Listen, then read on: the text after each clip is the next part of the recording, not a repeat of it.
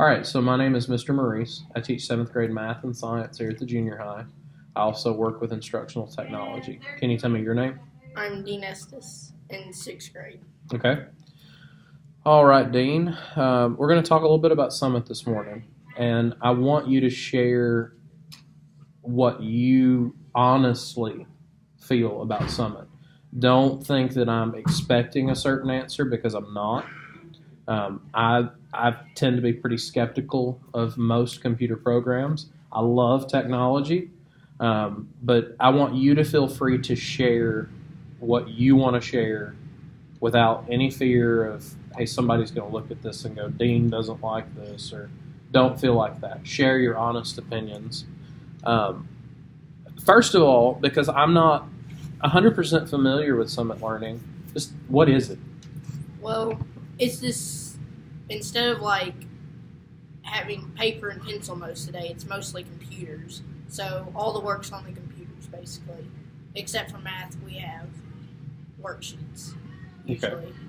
And then the focus areas are like the standards that you have to pass with an 8 out of 10 at least. So 8 out of 10, 9 out of 10, 10 out of 10. And then the projects are like the biggest like unit assessments or something like that like we had last year. That covers lots of things, like lots of standards in one. And then that's mostly what we see just on our year view. Okay. So describe to me a typical day in Summit Learning. What does that look like for you? I usually pass like a focus area a day Wow. because you can go to the next year and start passing them. Okay. So what has been, if you had to describe your experience with Summit Learning, how would you describe it? I would say it's pretty good because I'm already done with sixth grade year, so I'm working on seventh grade right now. Okay. So it's been good for me. Do you think it's good for everybody? I don't think it's good for everybody. I think Summit's a good program for the kids that can go far, but I don't think it's good for the kids that need more help Okay. Why do you say that? because they really aren't getting as much help as they did last year. Okay. Because like last year, we'd all do this at a time, but now this year, the kids that can go far, and the kids that aren't going far, they're kind of falling back and falling behind. Okay.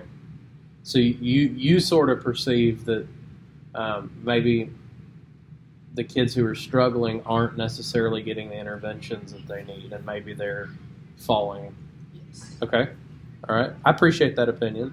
It's not what I've heard so far, so I'm interested to hear a little bit more about that. If you could describe Summit with one word, what would you use? I'd say work because that's what it is. Okay. Because if you don't do work, you ain't gonna do it good. But if you do, you are. Okay. Do you think the work is difficult? I say it's the same. I think it would be the same if we did it pencil and paper like we used to. I think it'd be the same difficulty. It's just digital. Yes. Do you think having it digital is a benefit? I mean, I don't really know. I mean, if we did it all digital in math, that'd be bad. I can agree with that. I think absolutely. Yeah, But because we there's something usually- to be said for pencil and paper. Math, but I think we can get along just fine with technology and the other three Okay. subjects.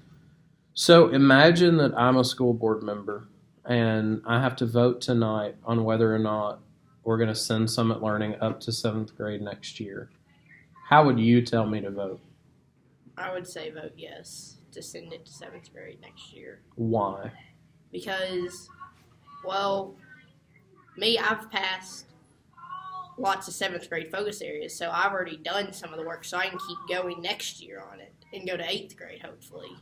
But if we don't do Summit, I'll have to learn stuff I've already learned again. Okay. What about the struggling students? Well, I think they'd vote no, definitely not to continue it, because they probably don't really like it. If you had to like put a percentage on how many people you think would fall into the category of no, what percentage do you think that would be of your sixth grade peers? I'd say it'd probably be 50-50 both ways. Really? Okay. Have you changed because of Summit Learning? Well, I've kind of changed, like being able to help people better. Because last year I really didn't have to help anybody, but this year it's easier to help people. Okay. All right. So I guess you personally would recommend Summit Learning because it seems to have helped you. How has it changed the relationship with your teachers?